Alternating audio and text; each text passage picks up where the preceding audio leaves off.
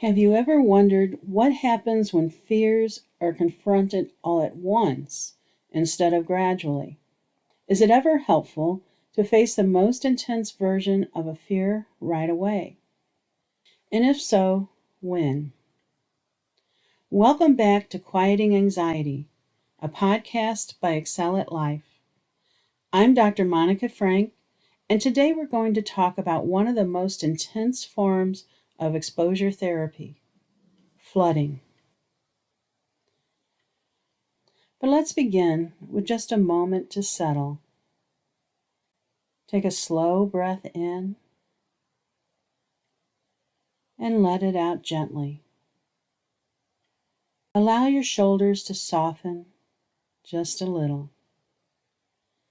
You don't have to face anything right now. You're simply learning, gaining understanding about different ways anxiety can be treated and how to make informed choices about what's right for you. Take one more breath and bring that sense of steadiness with you as we begin. Before we go any further, I want to be very clear. This is not a method for self-guided work. Flooding is a high-intensity intervention that should only be done with a skilled professional and a carefully structured plan. Used appropriately, it can be very effective.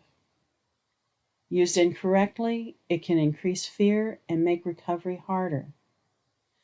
Today's episode is about understanding the method, its purpose, its risk, and the specific situations where it may be considered. Flooding exposure refers to deliberately entering a situation that brings on a very high level of anxiety, sometimes even panic, and remaining in that situation until the anxiety naturally decreases. There's no gradual buildup or step-by-step hierarchy. Instead, the person confronts the most feared situation directly and stays long enough for the nervous system to learn that anxiety will rise, peak, and eventually fall. On the surface, that might sound efficient, and in some cases it can be. But flooding is also physically and emotionally demanding, which is why it must be carefully planned and professionally guided. Up to this point in this podcast, we've focused on gradual exposure, building a hierarchy, starting at manageable levels, and allowing your nervous system to adapt over time. Flooding takes a very different path. Instead of working your way up step by step, you begin at maximum intensity and remain there until the anxiety decreases on its own. Understanding that contrast helps explain why gradual desensitization is usually the preferred starting point.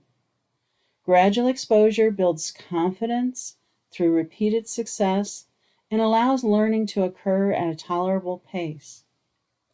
Flooding, by comparison, accelerates the process, but also increases the demands placed on the person experiencing it.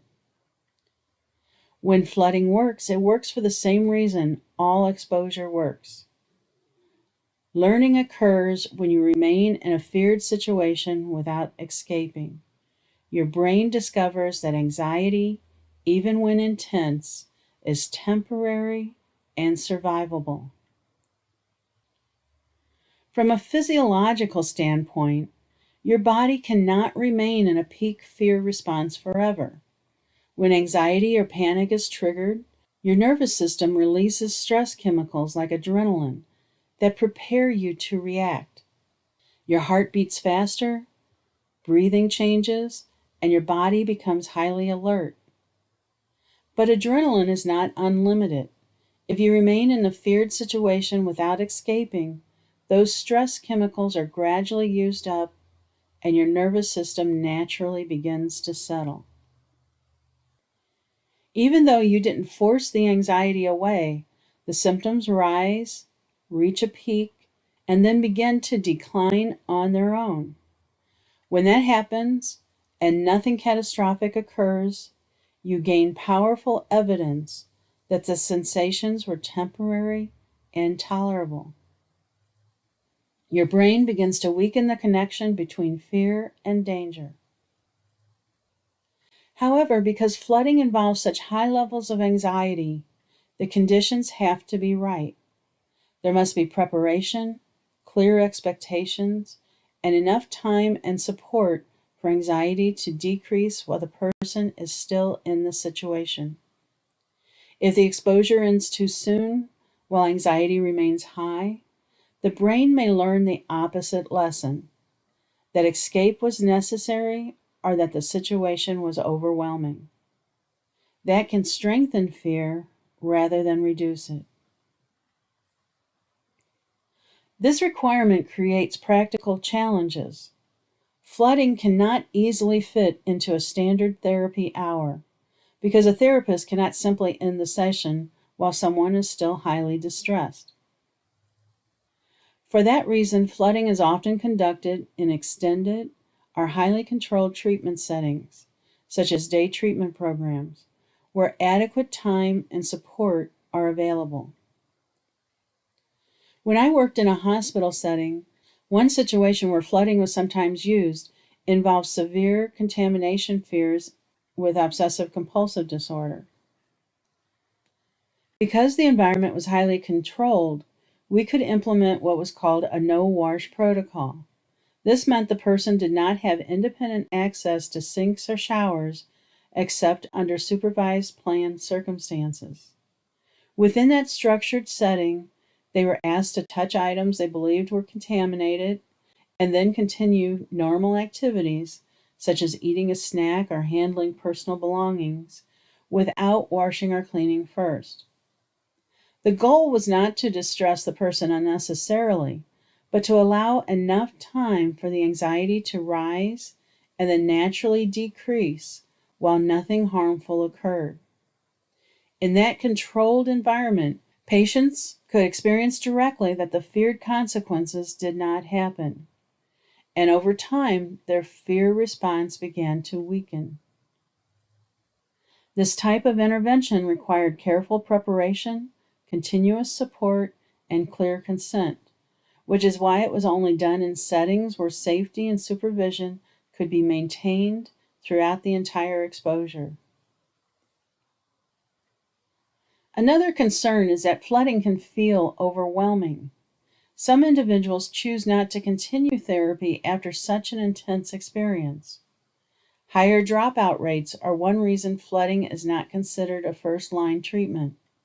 Most people make excellent progress using gradual desensitization and coping-based exposures without needing flooding at all.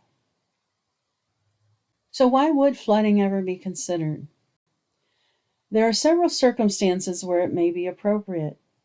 Sometimes time is limited. If someone must face a feared situation by a specific deadline, such as required travel for work, a faster intervention may be needed.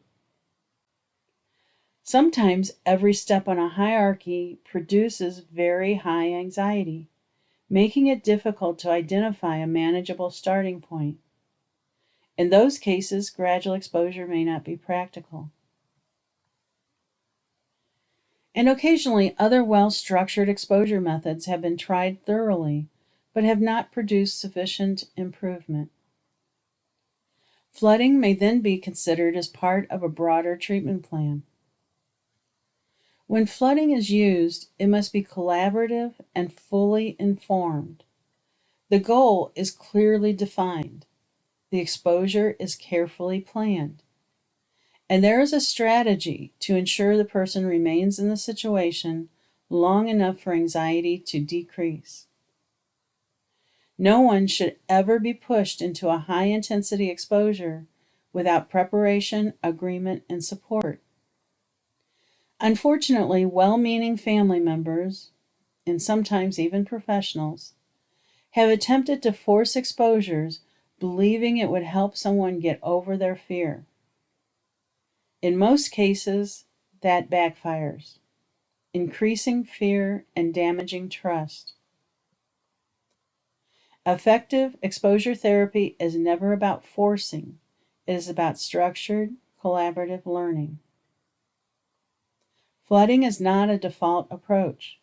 It is one tool within a larger range of exposure methods. For most people, gradual approaches provide safer, steadier progress. Flooding is reserved for specific circumstances where its intensity serves a clear therapeutic purpose. For today, simply consider whether this method is something that might apply to your circumstances. If so, an important step would be finding a therapist or treatment program with specific training and experience in this approach. Now that you understand the method, you can ask informed questions and evaluate whether it is being used responsibly and appropriately. Let's end with a quiet moment. Take another slow breath in and let it out gently.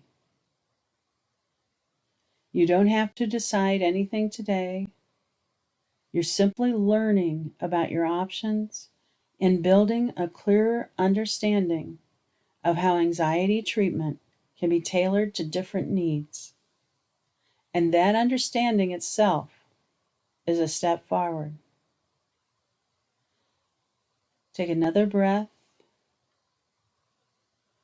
and let it out gently.